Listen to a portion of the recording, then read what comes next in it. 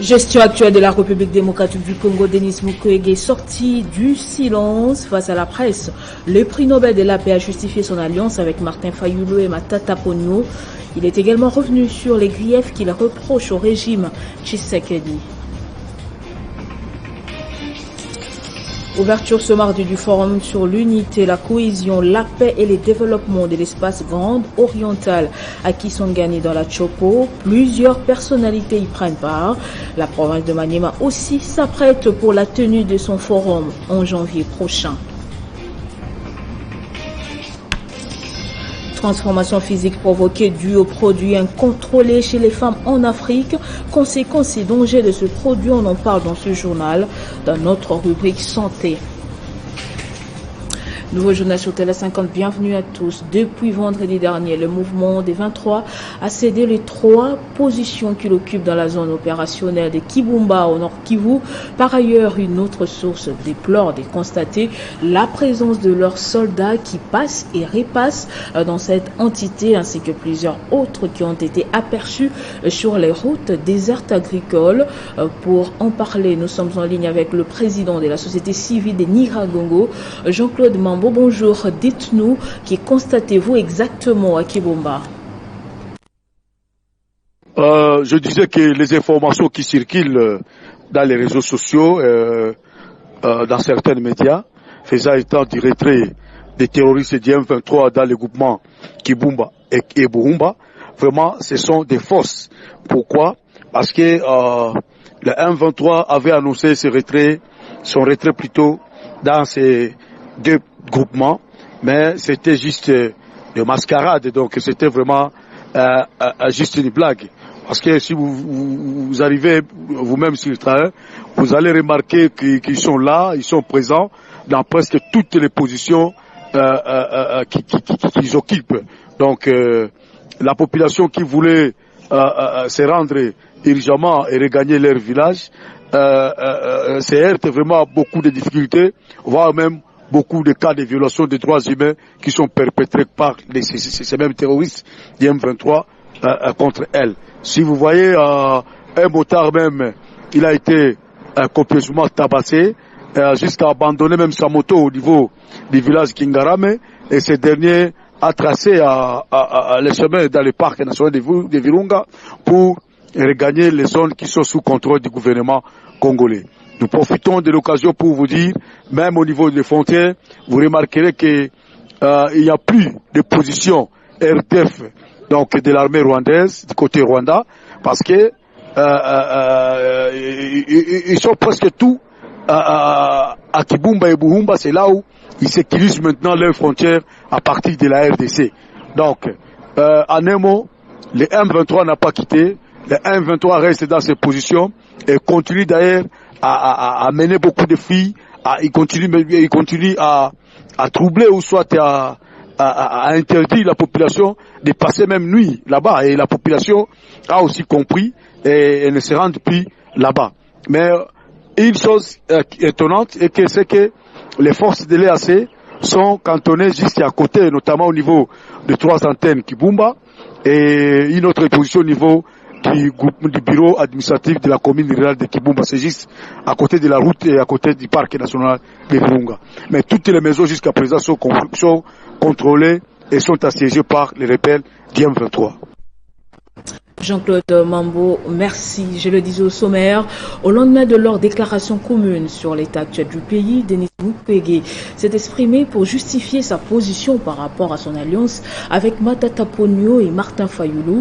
Le prix Nobel de la paix est aussi revenu sur les élections de 2023, la situation dans l'Est et le dossier Bukiangalonzo. De cette déclaration, il est très important de retenir que nous voulons tout simplement éveiller la conscience de la population pour qu'elle puisse comprendre que les élections en préparation, tout ce qui s'est fait montre que ça ne sera pas des élections crédibles, transparentes. Et ici, nous voulons attirer donc l'attention de la population, puisque quand on voit l'organisation qui est en cours, on voit très bien que la tricherie est préparée et il faut absolument que la population prenne ses responsabilités maintenant. Tout citoyen qui viole la Constitution, qui viole le loi de la République doit répondre de ses actes. Et je dois dire, Matata Ponyo ne fait pas exception. Par contre, dans l'affaire qui est reprochée à Matata Ponyo, la procédure n'a pas été claire. Pour nous, citoyens, on ne peut pas comprendre qu'une institution de la République, à savoir la Cour constitutionnelle, déclare l'irrecevabilité d'une plainte et que cette plainte est envoyée à la Cour de cassation, qu'après qu'on ait viré les juges, que la même Cour se déclare compétente pour la même affaire. Moi, je suis de la société civile et puis je n'ai pas déclaré une candidature quelconque, mais je considère que, en fait, il y a des situations anormales par rapport à l'utilisation des institutions de la République. Et pendant ce temps, à Kisangani, dans la province de la Chopo, s'est ouvert ce mardi le forum sur l'unité, la cohésion, la paix et le développement de l'espace grande oriental. Thomas Lubanga, Monseigneur Marcel Outembi, Jean Bamanissa, Corneille Nanga, Geneviève Inagosi, le gouverneur Don Christophe Nanga et plusieurs personnalités y prennent part. Dans le même registre, les filles et fils de la province du Maniema seront autour d'une table du 11 au 12 janvier prochain, annonce de l'évêque du diocèse catholique de Kindu. Ce forum pour l'unité, la cohésion et le développement du Maniema est une occasion pour discuter sur plusieurs aspects de cette province. Ce forum se veut inclusif, franc, apaisé, réunissant les frères et sœurs autour d'une table dans un climat d'écoute et de respect mutuel pour l'intérêt de tous. Et les résultats attendus de ce forum sont triples. Primo, que la réconciliation et la cohésion entre les fils et filles du Maniema soient observées. Secundo, un cahier de charges pour le développement et l'émergence du Maniema soit dressé et qu'un comité de suivi soit mis en place.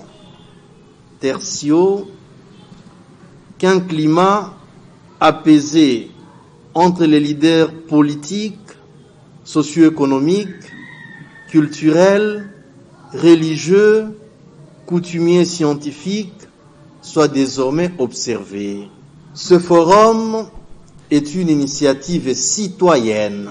Il n'est pas politique, il n'est pas non plus confessionnel. Voilà pourquoi d'ores et déjà nous invitons tous les fils et filles du Maniema, de près ou de loin, à s'impliquer pour la réussite de ce forum. Élection 2023, après avoir obtenu sa nouvelle carte d'électeur ce mardi 27 décembre au centre Tata Raphaël à Kinshasa, le cardinal de l'Église catholique de la RDC fustige la qualité de cette nouvelle pièce. Fridolin Ambongo a tout de même appelé les Congolais à aller se faire enrôler massivement afin de se doter de nouveaux dirigeants en 2023. Suivez cet extrait choisi par Christman Chebinkofwa. Je crois aux élections. Je crois que de bonnes élections peuvent changer le devenir du peuple congolais. Je suis arrivé dans ce centre, ici au collège Saint-Raphaël. J'ai été très très bien reçu par le personnel, commué au service, très gentil, même s'ils travaillent un peu dans un cadre pas très élégant, mais ils sont dévoués, ils sont de bonne volonté, ils font très très bien leur travail et le service a été fait comme il se doit. J'ai seulement constaté que la qualité de la carte qui m'a été délivrée, on dirait une copie. L'image est en blanc-noir, contrairement à ce qu'on avait avant. J'ai eu un peu comme l'impression qu'en 2015, en 2005, la carte avait meilleure qualité. Au fur et à mesure qu'on avance, la qualité diminue. ce serait quand même bien que les services de la CENI veillent un peu à ça. Tous ceux qui ont l'âge et qui remplissent les conditions de se faire enrôler puissent venir nombreux, parce que c'est de cela que dépendra demain la qualité des élections. À partir de l'enrôlement, nous saurons par circonscription combien de sièges revient, et plus on est nombreux, plus nous savons faire de bons choix lors des élections. Direction le Congo central. Après avoir soutenu les FARDC, les enseignants de la ville de Boma ont lancé les cris d'alarme au ministre de l'enseignement primaire, secondaire et technique et au chef de l'État pour que la situation de leur paye soit améliorée. Pour les syndicalistes, les enseignants de Boma perçoivent les salaires de la brousse, alors que Boma est une ville qui a la même superficie que Matadi. Nous sommes des enseignants de Boma dans la province du Congo central. Boma, dans la répartition du salaire des enseignants à l'avènement de la gratuité. Alors, il y avait des zones salariales qui ont été retenues par rapport aux milliers, par rapport au coût de la vie des enseignants qui s'y trouvent. Mais il se fait que dans la ville de Boma, la ville a été confondue à un village pour payer les enseignants de la dite ville comme les enseignants de la brousse. Soi-disant, les enseignants de la brousse ne payent pas l'eau, ne payent pas l'électricité, ne payent pas le transport, ne payent pas le loyer, contrairement à la ville de Boma où les enseignants sont soumis aux mêmes conditions de vie que les enseignants des autres villes, par exemple les enseignants de Matadi. Matadi, c'est une ville chef-lieu aujourd'hui, parce que quand vous voyez à Matadi, nous avons 3 communes. À Boma aussi, nous en avons 3.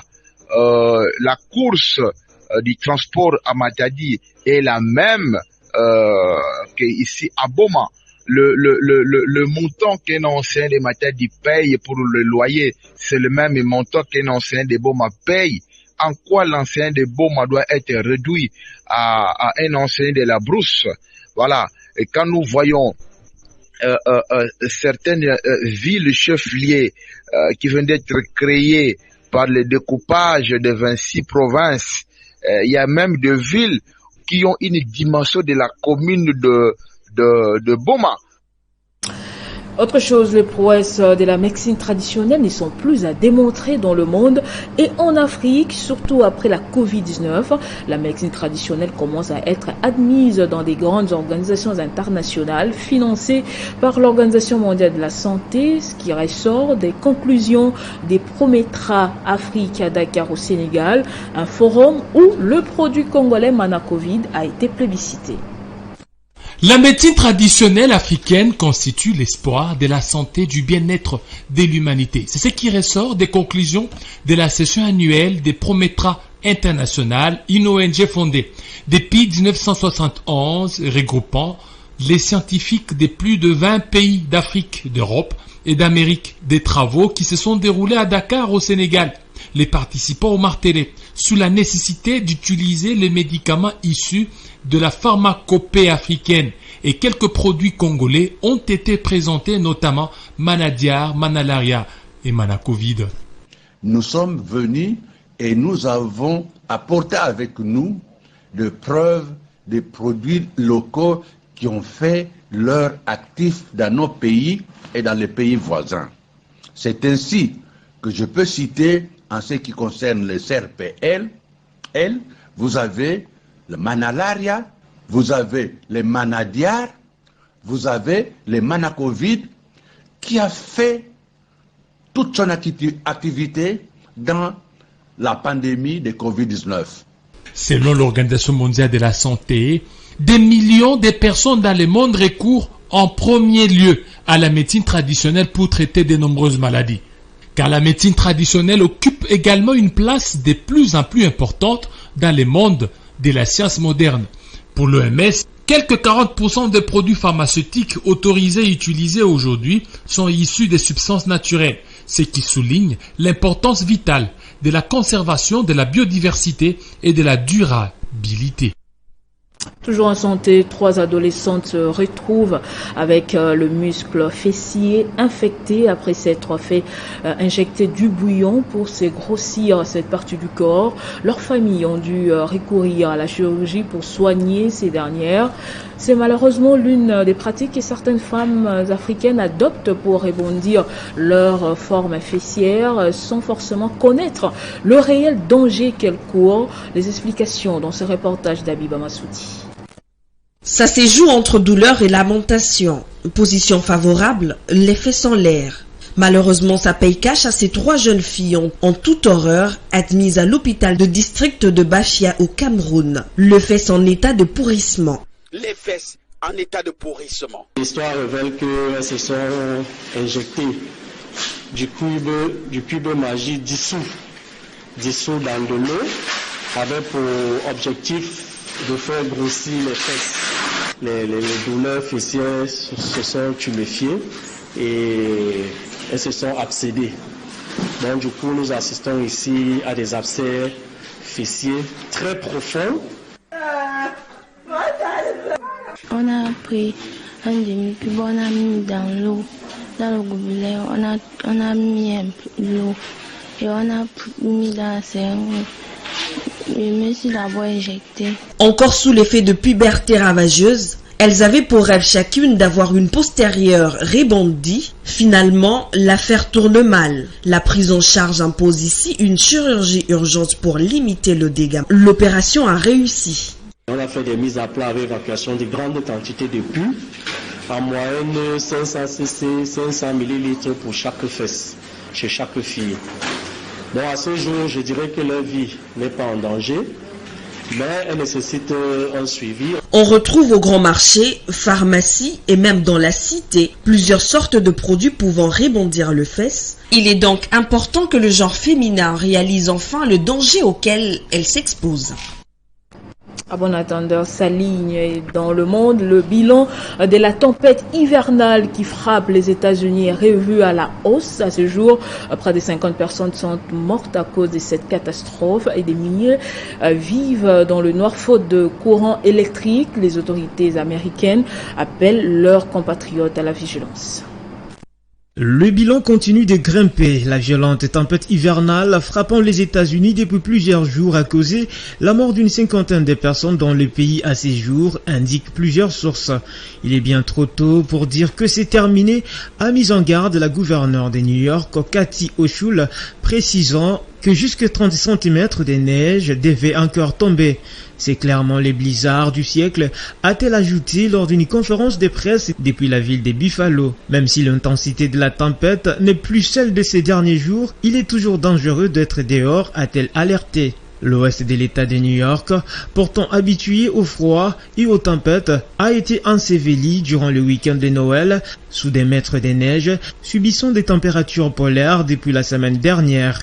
Dimanche soir, les bilans dans les comités d'Erie, qui comprend Buffalo, étaient déjà de 19 morts, mais les services locaux ont confirmé depuis les décès de 13 autres personnes, portant le bilan total des morts du blizzard à 32, a déclaré lundi Marc Polozarz, responsable pour les comités, signalant que certaines personnes ont été retrouvées mortes dans leur voiture ou dehors et d'autres sont décédées d'un arrêt cardiaque en essayant de déblayer la neige alors que les températures sont encore glaciales.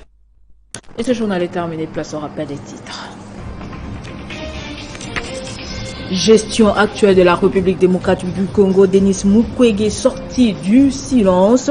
Face à la presse, le prix Nobel de la paix a justifié son alliance avec Martin Fayulu et Matata Ponyo. Il est également revenu sur les griefs qu'il reproche au régime Tshisekedi. Ouverture ce mardi du forum sur l'unité, la cohésion, la paix et le développement de l'espace Grande Orientale à Kisangani dans la Chopo. Plusieurs personnalités y prennent part. La province de Maniema aussi s'apprête pour la tenue de son forum en janvier prochain. Vous avez suivi dans ce journal transformation physique provoquée due aux produits incontrôlés chez les femmes en Afrique, conséquences et dangers de ce produit. On a parlé de ça dans notre rubrique santé. Merci de nous avoir suivis de partout. L'information reste en continu et à temps réel sur votre télévision.